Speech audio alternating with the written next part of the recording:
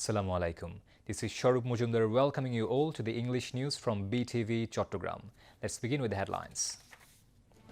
International Crimes Tribunal orders newspaper notice for former Premier Sheikh Hasina and former Home Minister Asaduzzaman Khan Kamal.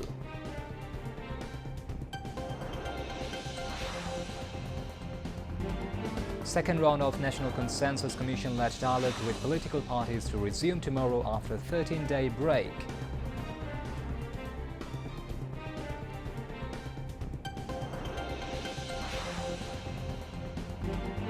Law ordinance on enforced disappearances to be enacted before July mass uprising anniversary, says law advisor.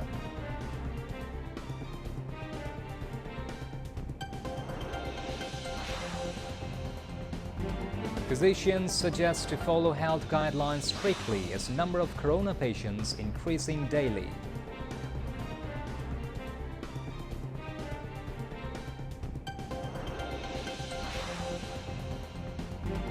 Eight people killed with dozens of people injured in Iran strikes across central Israel overnight.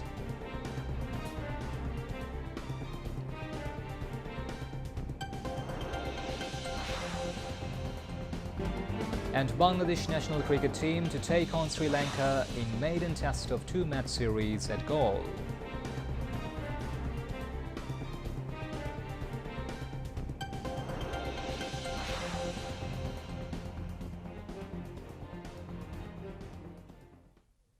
Those were the headlines. Now moving on to the details.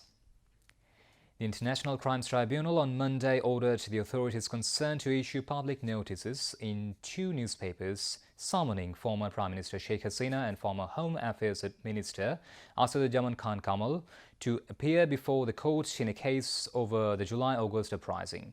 The ICT's chief prosecutor, Advocate Muhammad Tajul Islam, said a three-member bench led by Chairman Justice Muhammad Ghulam Murtuza Majumdar passed the order after a hearing in this regard. He said the court ordered the notice be published in a Bengali newspaper and an English newspaper, taking 5 charges into cognizance against the accused, including Sheikh Hasina. The court also set June 24th for the next hearing in the case. The court also reissued arrest warrants for those who are absconding.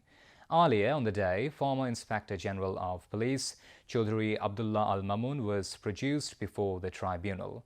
Following the hearing, the court ordered the publication of summons for Sheikh Hasina and Asaduzzaman Khan as they had been absconding.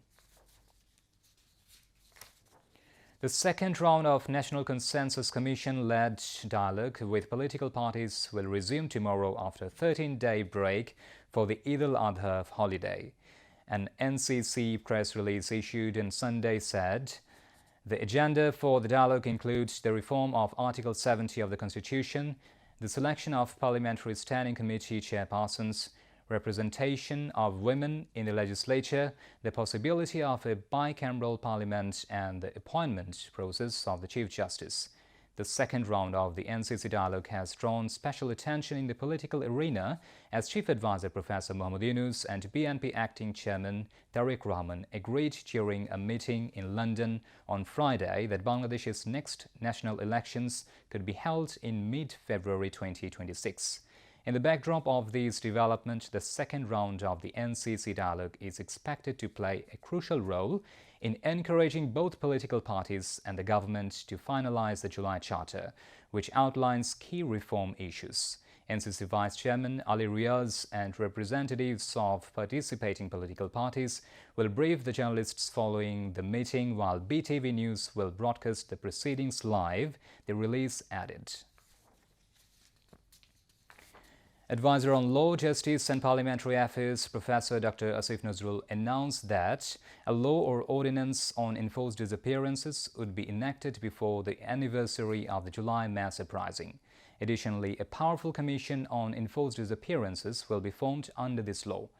He made the remarks today while speaking to the journalists after a meeting at the Secretariat with the visiting United Nations Working Group on Enforced or Involuntary Disappearances.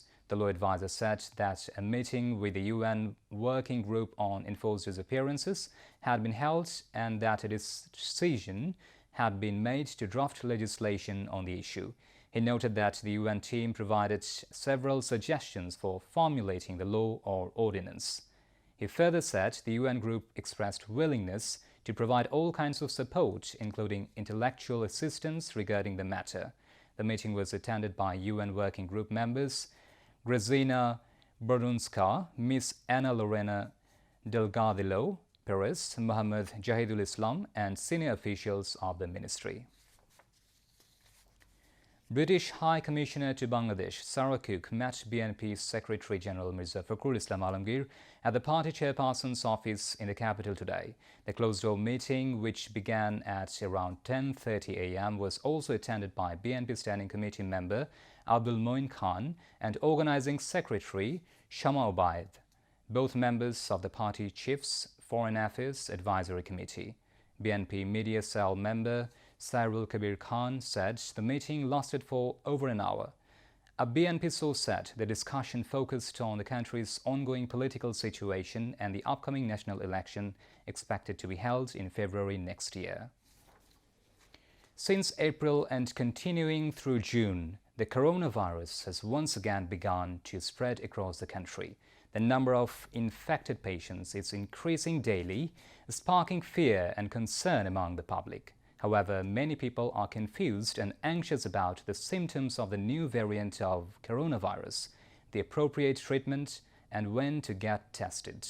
At the same time, various misinformation and disinformation about the symptoms and treatment of the virus are circulating on social media platforms. Experts said many believe that the newly infected patients show no symptoms, but that is not true.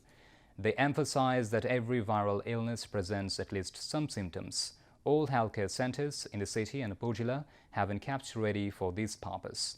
In the last 24 hours, 10 people have been tested positive out of 120 samples tested with COVID cases in Chattogram. Among them, 7 persons are of Chattogram city, while 3 of the Upazilas. 28 persons have been tested positive with the virus in Chattogram so far. The authorities concerned have directed to strictly follow the health safety rules to prevent the infection of coronavirus. Now, international news. Strikes by Israel and Iran continue as the conflict between the two countries enters its 4th day. 8 people have been killed in Iran strikes across central Israel overnight, with dozens of people injured. The death toll from Israel's attacks on Iran has risen to more than 220, including 70 women and children. The intelligence chief of Iran's Islamic Revolutionary Guard Corps and 2 other generals were killed in Israeli attacks on Sunday. Israel began attacking Iran on Friday, hitting nuclear facilities, military sites, and populated areas. Iran has responded with drones and ballistic missiles. Meanwhile, US President Donald Trump said he is hopeful Israel and Iran can make a deal, but added his country will continue its support for Israel. Israeli forces have killed 59 Palestinians across Gaza, at least 17 of whom were trying to get food at 8 sites operated by the controversial United States and Israeli-backed Gaza Humanitarian Foundation, GHF. Gaza's health ministry said the latest deaths in these 8 sites have been slammed as human slaughterhouses by the critics. Medics at Al-Awda Hospital in central Gaza on Sunday told our news agency that at least 3 people were killed and dozens wounded by Israeli fire as they tried to approach a GHF site near the so-called Netzarim corridor, desperately seeking migratory food parcels for their hungry families. At least another 10 other aid seekers were reported killed and more than 50 injured in southern Gaza. They said many of the dead and wounded were taken to the Red Cross hospital in Rafah. Group of 7 leaders, including US President Donald Trump, prepared to hold talks in the Canadian Rockies, tackling issues including whether they can find common ground on an escalating conflict between Iran and Israel. The 3-day gathering in the mountain town of Kananaskis marks their return to the international diplomatic calendar. Canadian Prime Minister Mark Carney had designed an agenda aimed at minimizing disagreements within the club of wealthy industrial democracies: Britain, Canada, France, Germany, Italy, Japan and the United States. But Israel shocked the world 2 days before the summit with a surprise, massive military campaign against Iran. Back to national news. Former textile engineer and social worker Alhaj Abdur Razak passed away at his Firozshah residence in the city at 8 a.m. today due to old age complications at the age of 80. Inna lillahi wa inna ilaihi rajiun. He is survived by his wife, 5 sons, 2 daughters, grandchildren, and many well-wishers to mourn his death. The Namazi Janaza of the deceased was held today after Maghrib prayer at the West Firozshah Eidgah ground. Now news on sports. Cricket. Bangladesh is determined to continue their good performance on the opponent's ground as they take on Sri Lanka in the 2-match test series opening match tomorrow at Galle International Cricket Stadium. The match starts at 10:30 a.m. Bangladesh Standard Time. The match marks the start of the 4th World Test Championships cycle 2025-2027.